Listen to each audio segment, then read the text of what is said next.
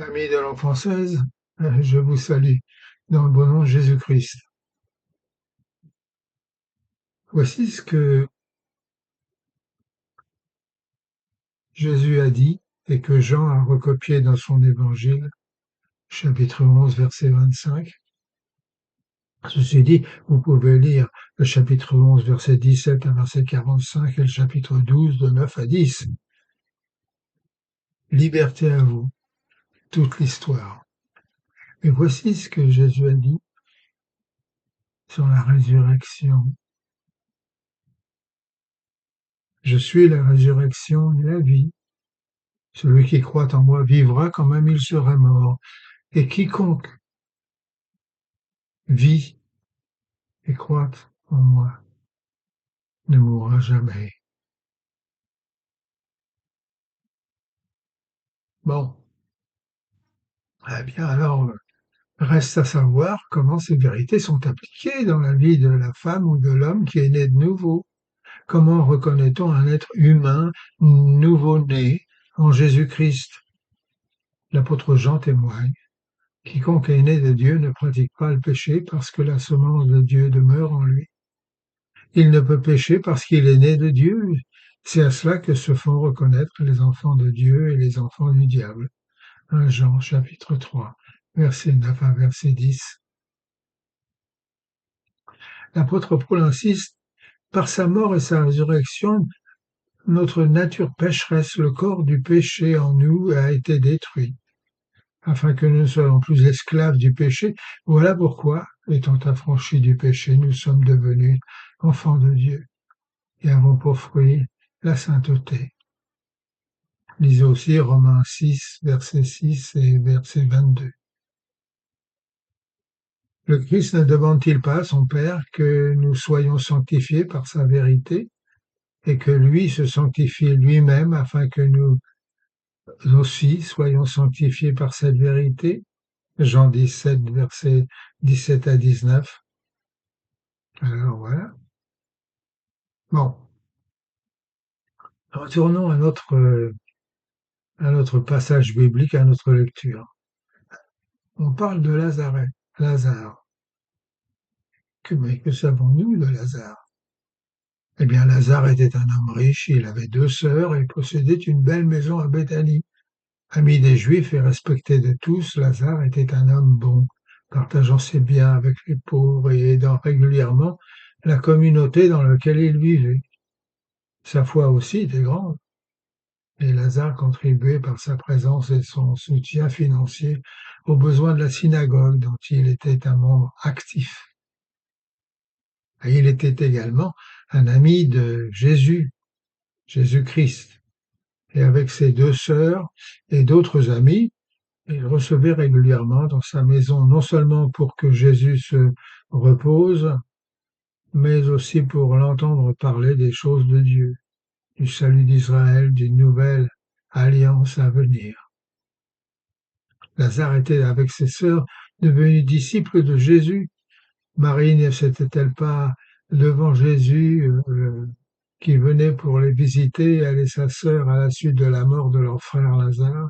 Je sais que tu es le Christ, le Fils du Dieu vivant. Je ne crois pas que Jésus appelait Lazare son ami, simplement parce que Lazare lui avait ouvert sa porte à sa maison, mais parce que Lazare avait ouvert son cœur à Jésus. Lazare était courageux en prenant position pour Jésus. Lazare était sincère et fidèle envers Jésus. Lazare, au travers de sa consécration à Dieu et de son dévouement envers les hommes, montrait sa volonté à faire ce qui est bien, ce qui est juste et bon.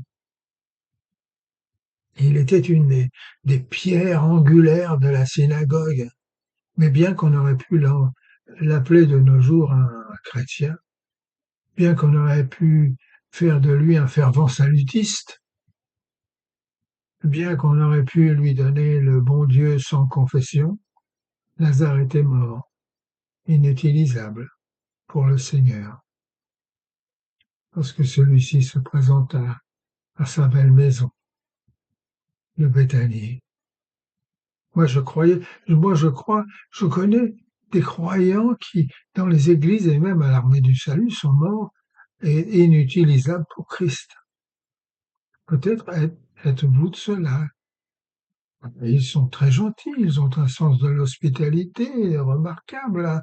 Leur compassion, leur dévotion, leur amabilité, leur humilité font qu'ils sont très appréciés dans leurs églises. Ils sont amis de Jésus-Christ et s'efforcent quotidiennement de calquer leur vie sur la sienne, priant pour cela et lisant régulièrement leur Bible. Leur dévouement aux besoins de l'humanité fait d'eux les piliers de leur communauté et ils ont beaucoup d'amis. À juste titre, ils ont droit aux honneurs et au respect de tous ceux qui les entourent. Cependant, cependant, ils n'ont goûté qu'en partie à la puissance qui émane du sacrifice de Jésus-Christ. Ils ne se sont pas laissés crucifier avec lui sur la croix et au lieu de prendre part à sa résurrection, leur vie, encore sous l'emprise du péché, les garde enfouis parmi les morts. Vous reconnaissez-vous, les amis? Je me demande si le Seigneur, vous voyant dans l'état où vous vous trouvez, n'éclaterait pas en sanglots, comme il le fit devant la tombe de Lazare. Voyez comme il vous aime. Pouvez-vous ressentir la frustration de Jésus parce que de tels chrétiens, parce que peut-être vous, le chrétien, vous êtes inutilisable pour lui. Vous voyez, je ne sais pas pourquoi Lazare mourut, mais je sais, mes amis, pour en avoir fait l'expérience, que je peux être inutile pour sa cause. Car si je ne me consacre pas totalement à lui, le péché intérieur à ma vie me garde dans le séjour des morts. C'est pourquoi je me demande si quelques chrétiens amis, bien disposés, ne retiendraient pas le Seigneur alors que celui-ci désirerait ouvrir votre tombeau et lui dirait simplement à l'oreille: Enfin, Seigneur, il est ou elle est là dans ce tombeau depuis bien longtemps, ça pue. Ah, mes amis, combien il est facile à Satan de nous faire croire que tout va bien avec notre âme, que nous pouvons vivre dans notre petite vie de bons chrétiens sans nous poser de questions, alors que nous sommes encore esclaves du péché, que notre vie n'est pas totalement consacrée à l'amour de Dieu. Et je me demande aujourd'hui quelle sorte de pierre tombale vous sépare des vivants. Une pierre bien lourde qui vous garde inutile pour Christ. Mais comment s'appelle-t-elle? L'ambition égoïste, la mauvaise humeur, la convoitise, l'indifférence, la malice, la vanité, l'amour du monde, la paresse, la luxure, la jalousie, l'envie, l'orgueil, le mensonge, le manque de pardon.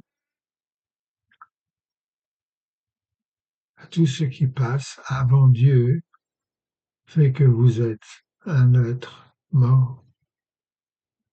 Si vous voulez vraiment être net de nouveau, vous devez laisser Christ rouler la pierre de votre tombeau, et alors qu'il vous commande de sortir, obéir immédiatement à sa voix.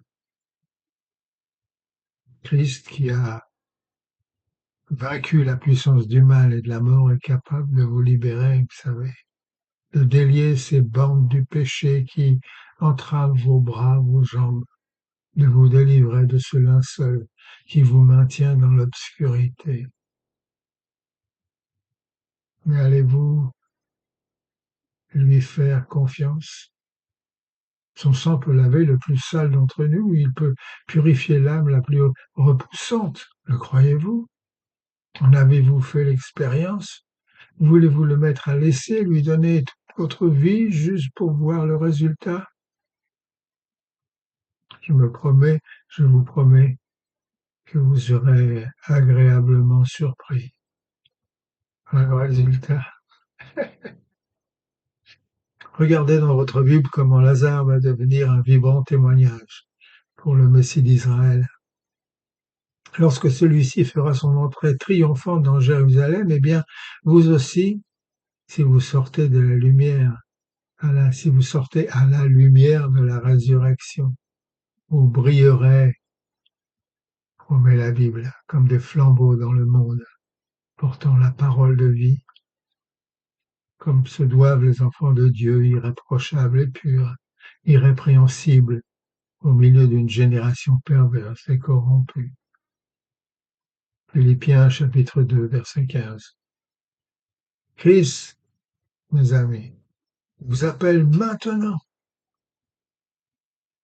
Alors venez à lui. Répondez à sa voix. Et alors qu'il ouvre le tombeau, eh bien, sortez de vos tombeaux. Soyez victorieux en Jésus-Christ. Il vous apporte la vie, la joie, la paix et par-dessus tout, la sainteté, afin que vous ressembliez à son Père. Alors donnez-vous à lui, n'hésitez pas, aujourd'hui, plus que jamais. N'attendez pas demain. Dieu vous garde.